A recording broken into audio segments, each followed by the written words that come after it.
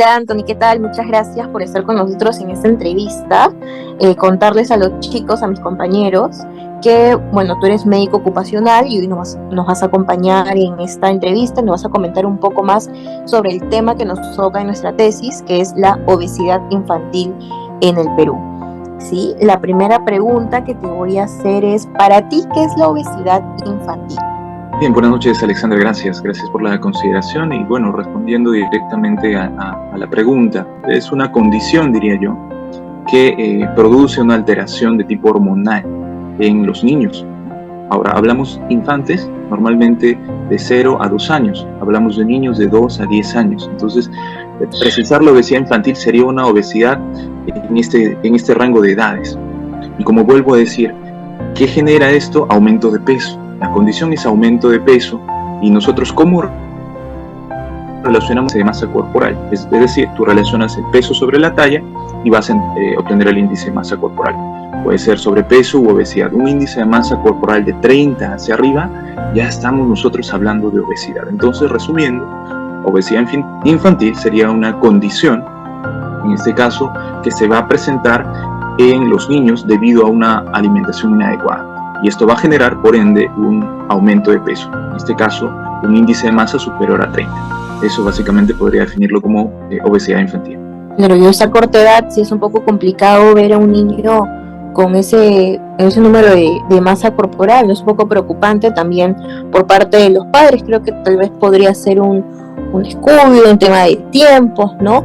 ¿Y cuáles crees que sean las causas de que los niños, los menores, contraigan esta adicción hiperactiva, tal vez por la comida, por las grasas, por los dulces?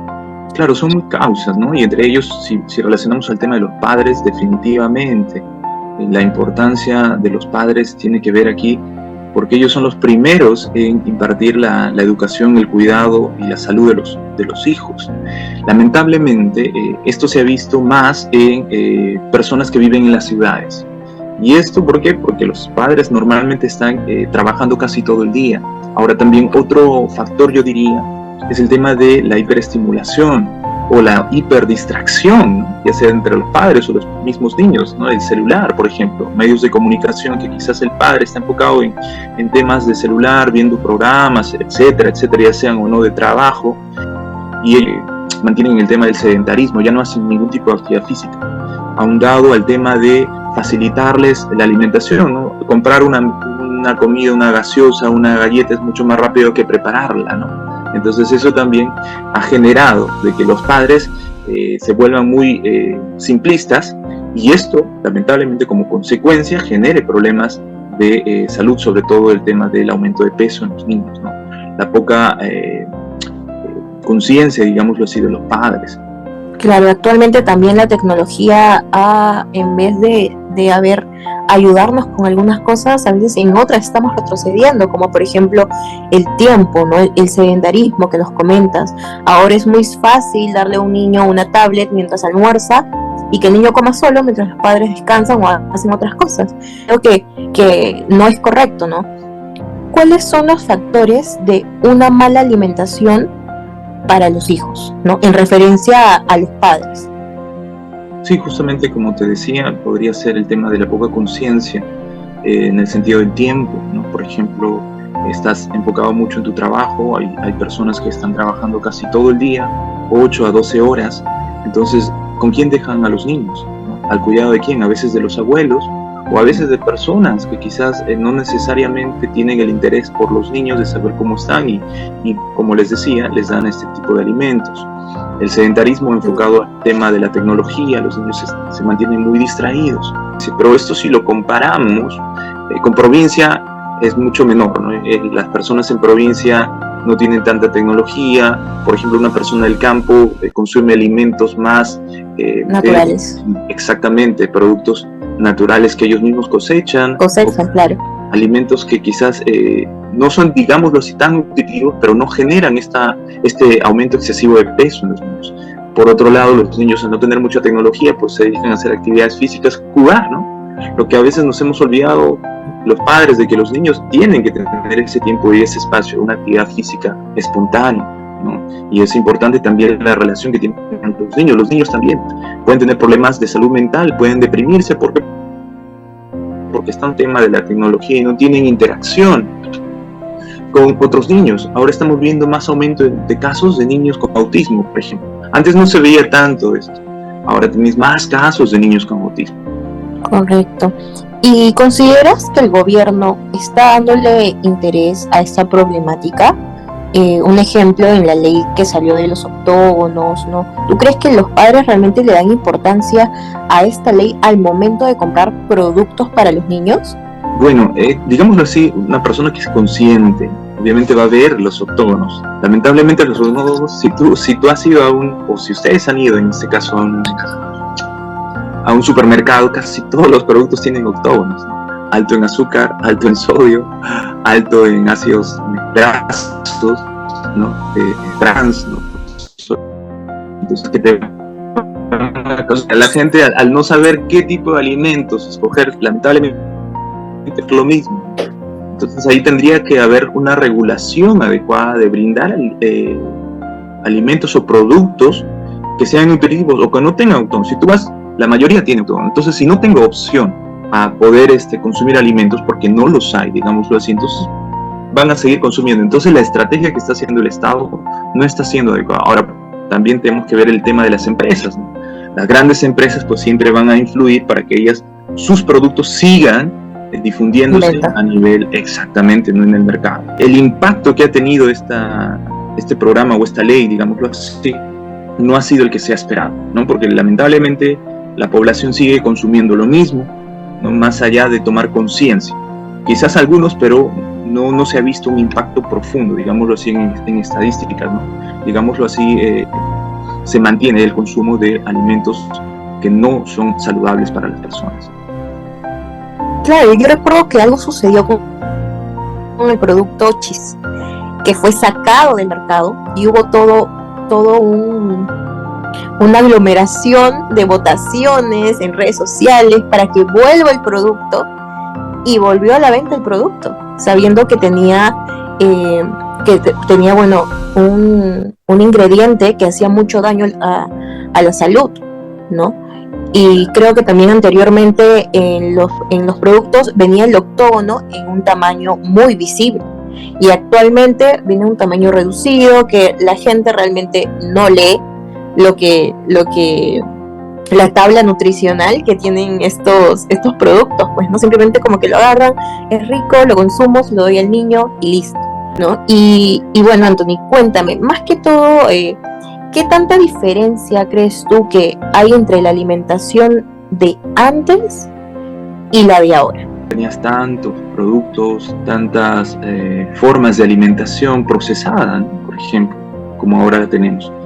Entonces el facilismo, el simplismo, vuelvo a repetirlo, en los padres ha llevado a que ellos compren lo básico, lo rápido, ¿no? Por ejemplo, ahorita se me viene a la mente el Allinomen, ¿no? Llegas tarde a la casa, no has comido nada y te compras tu Allinomen, ¿no? Tu sopita, te preparas los fideos, y esto es alto en sodio, por ejemplo, y lo consumes, ¿no?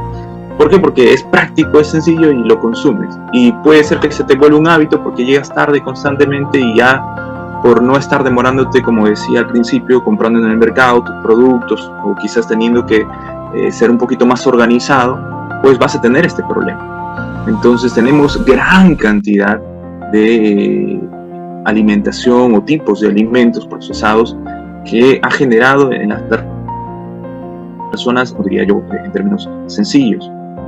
Antes, como vuelvo a decir, los alimentos no eran tan procesados, o eran alimentos que prácticamente salían de, digámoslo así, de provincia y eran directamente consumidos. Ahora tienen que pasar un proceso, digámoslo así, riguroso, incluso los injertos, incluso frutos, ¿no? Que van prácticamente siendo procesados constantemente y no tienen la misma calidad nutricional que tenían antes, ¿no? Por eso es que hago también la comparación entre una persona de ciudad y una persona de provincia, porque los alimentos son más naturales, digámoslo así, comparados con las personas que consumen alimentos aquí en la ciudad. Entonces sí hay una diferencia marcada, pero pongámoslo así, de 10 a 15 años, ¿no? Porque durante los 5 estos últimos 5 años prácticamente es donde así se ha disparado este tema de consumo de alimentos procesados, pandemia, y pues por facilitar de las cosas, ¿no? Entonces eso ha influenciado bastante. Alimentarse saludablemente normalmente suele ser caro, ¿no? Y lo digo porque también he querido yo también empezar con una alimentación saludable 100%, ¿no? Y sí, realmente algunos alimentos suelen ser caros, ¿no? ¿Tú qué opinas acerca de eso, no? Sí, bueno, tendríamos que precisar bien qué concepto de salud tenemos, ¿no? A veces en los gimnasios, por ejemplo, ¿no? ¿Qué figura te ponen, hablando ya de una persona adulta, no específicamente de niños? Tú tienes que tener un cuerpo escultural, ¿no? 90, 60, 90, en el caso del varón, pues un abdomen plano, unos pectorales definidos prácticamente, pero eso realmente será salud, ¿no? Y eso implica obviamente un gasto excesivo porque tienes que consumir proteínas, que tienes que consumir diferentes tipos de productos que al final no son alimentos, si es que lo vemos en ese sentido. Entonces, por ese lado. Ahora, si yo quisiera comparar, como tú mencionas, alimentos procesados o los más simples, en este caso alimentos que no son saludables, que aparentemente son más fáciles de conseguir o son más baratos, podremos verlo de esa manera, pero veámoslo como una inversión. ¿Qué es lo que realmente a ti te va a favorecer a la larga, en corto, mediano y largo plazo, ¿no?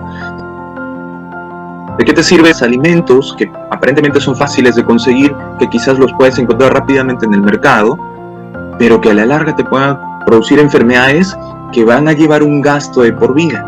Y te va a salir más caro todavía el hecho mismo de poder cuidar el problema de enfermedad que tú tengas, ya sea diabetes, obesidad, hipertensión, entre otras cosas.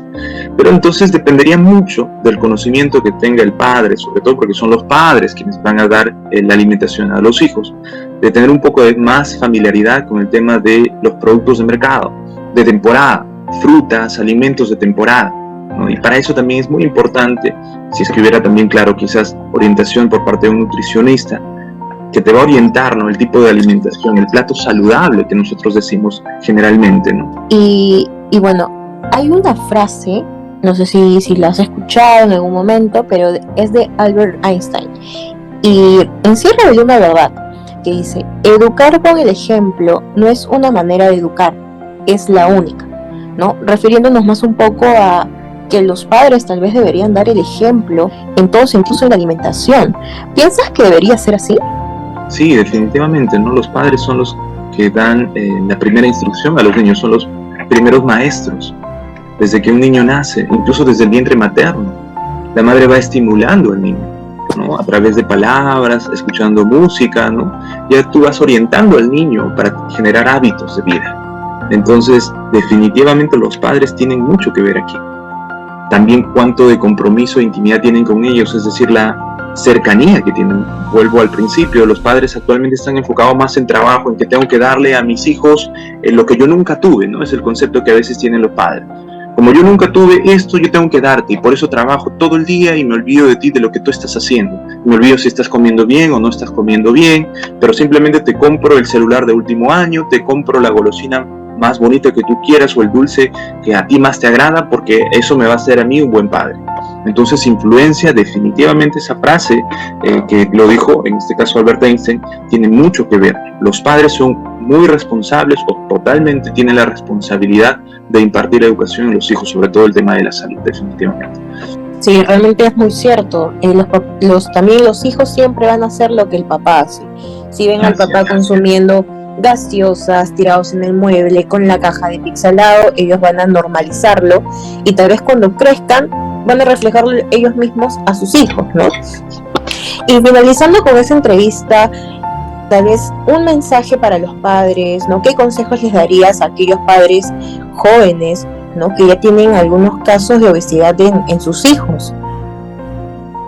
Claro, sí, justamente podría mencionar una frase, bueno, frases en realidad que lo leí en la mañana. Decía, por ejemplo, no puede ser un hijo responsable de padres irresponsables, no puede ser de padres distraídos, no puede ser un hijo amoroso de padres secos, no puede ser un hijo feliz de padres infelices. En resumen, tu hijo es tu espejo. ¿Quieres tener un buen hijo? Entonces, sé un buen padre. Entonces, en conclusión, los padres debemos ser buenos en lo que hacemos, o los que vamos a hacer en algún momento, debemos tener responsabilidad. Y la madurez parte de tus valores y tus principios, desde casa, de todo lo que tú haces, en casa, en la calle, en el trabajo.